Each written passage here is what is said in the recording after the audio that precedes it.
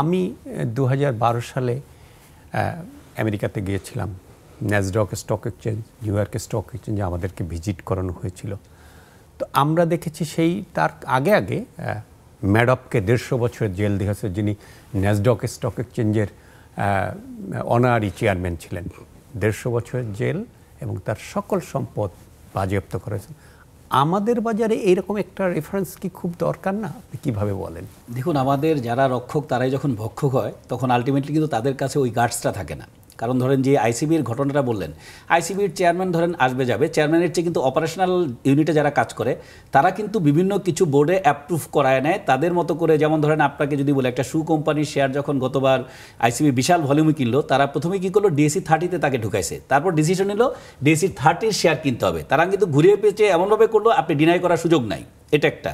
এরপর আইসিবি একটা স্টকে 5% বেশি ইনভেস্ট করতে পারবে না, তখন 5% যেখানে ইনভেস্টমেন্ট হয়ে গেছে বাকিগুলোর মধ্যে বাধ্যতামূলকভাবে জাং বা আজে বাজে শেয়ার আপনার যেতে হচ্ছে। তাহলে পলিসির কিন্তু একটা রিফর্ম প্রয়োজন আছে, যে আমি যদি মনে করি একটা স্টক ভালো, এটা ফান্ডামেন্টাল বেস ভালো, আমার জন্য পার্সেন্টেজ কেন? আমি তো টোটালি এন্টিটির দেখবো যে এন্টিটির গ্রোথ কেমন হবে, প্রফিটেবিলিটি কেমন হবে, তারা কোন ধরনের স্টকে বিনিয়োগ করছে, এবং যত ধরনের বাংলাদেশের অখাদ্য কুখাদ্য শেয়ার আছে সবগুলোর অভয়ারণ্য হচ্ছে আমাদের আইসিবি। এখন রাষ্ট্রীয় সংস্থাটাকে বিভিন্নভাবে বিভিন্ন স্টেক হোল্ডার তাদের নিজস্ব ইন্টারেস্টের জন্য এগুলোকে এখানে পুশ করাচ্ছে, যেটাকে আমরা বলি ডাম্পিং। এই ডাম্পিংয়ের কারণে একদিকে প্রতিষ্ঠান হারাচ্ছে তার সক্ষমতা, আর বাজারের একটা শ্রেণী এটাকে এখানে ডাম্পিং করে টাকাটা দেশে বাইরে পাঠিয়ে দিচ্ছে, পুঁজিটা ক্ষুদ্র বিনিয়োগকারী বাজার থেকে বের হয়ে যাচ্ছে। তাহলে এই যে বিষয়গুলো, এগুলো কি সংস্কার মনে করেন একদিনে সম্ভব? কারো পক্ষে সম্ভব? অবশ্যই সম্ভব না। এই জিনিসগুলো লম্বা ইম্প্যাক্ট। এখন এগুলো যদি ধরেন এখনকার যে সাধারণ বিনিয়োগকারী যারা আছে তাদের অবস্থা কিন্তু এমনি নাজেহাল। এখন আরও যে স্টেপগুলো নেওয়া হচ্ছে তাতে কিন্তু তাদের অবস্থা ভালো হওয়ার কোনো সম্ভাবনা দেখছি না। তাহলে এটাকে প্রতিকারের জন্য উপায় কি?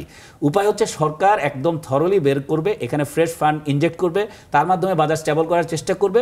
সেই কাজগুলো যদি করতে পারে তখন আপনার হবে। ধরেন আপনি আরেকটা দিন রক্ষক ভক্ষের পয়েন্টে আরেকটা ইস্যু আছে।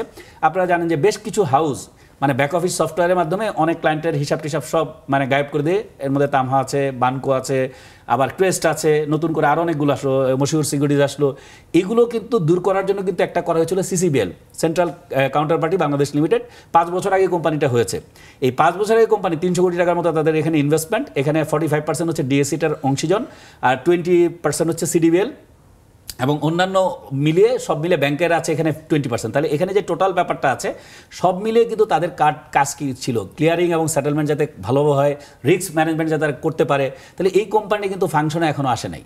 খুব ভালো ভালো লোকজন এখানে আছে, বাট ফাংশনে নাই বলে একটা কোম্পানি করার জন্য করা। যেমন উনি বলছিলেন একটু আগে এফআরসি, অডিটেড ফাইন্যান্সিয়াল স্টেটমেন্ট যখন আপনি করবেন, অডিটেড ফাইন্যান্সিয়াল স্টেটমেন্ট করার সাথে সাথে কিন্তু আপনাকে একটা ফরেন্সিক অ্যাকাউন্টেন্টের ওপিনিয়ন নিতে হবে। কারণ প্রিভিয়াস 5 বছরে কী কী ধরনের অ্যাকাউন্টিং আর্নিংস ম্যানেজমেন্ট আছে এটা কিন্তু আপনি শুধুমাত্র স্টেটমেন্ট দেখে বুঝবেন না। যদিও আমরা ডিভিএস করেছি, ডাটা ভেরিফিকেশন সিস্টেমের মাধ্যমে, এটাকে কিন্তু এখন বিভিন্নভাবে তারা কিন্তু মিসইউজ করছে।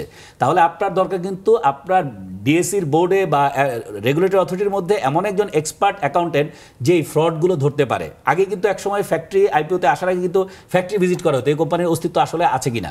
তাহলে এখন আপনি অস্তিত্ব না দেখে যা পেপার প্রডিউস করছে তার ভিতরে আপনি অ্যাপ্রুভাল দিয়ে দিচ্ছেন। তাহলে আপনি আগে ফ্যাক্টরি আছে কিনা দেখবেন, ফাইন্যান্সিয়াল স্টেটমেন্ট সঠিক কিনা দেখবেন, তারপরে এটা মানুষের সামনে আনবেন। তখন যদি মানুষ ক্ষতিগ্রস্ত হয় সেই মাত্রাটা কমে যাবে। এখন যেভাবে হচ্ছে সেভাবে কিন্তু মাত্রাটা অনেক বেড়ে যাচ্ছে। তার মানে সঙ্গত সংস্কার করতে গেলে আপনাকে কিন্তু এক্সপার্টকে নিয়েই করতে হবে, যেটা একটা খুব সহজ একটা কর্মযোগ্য না, এটা বিশাল কর্মযোগ্য।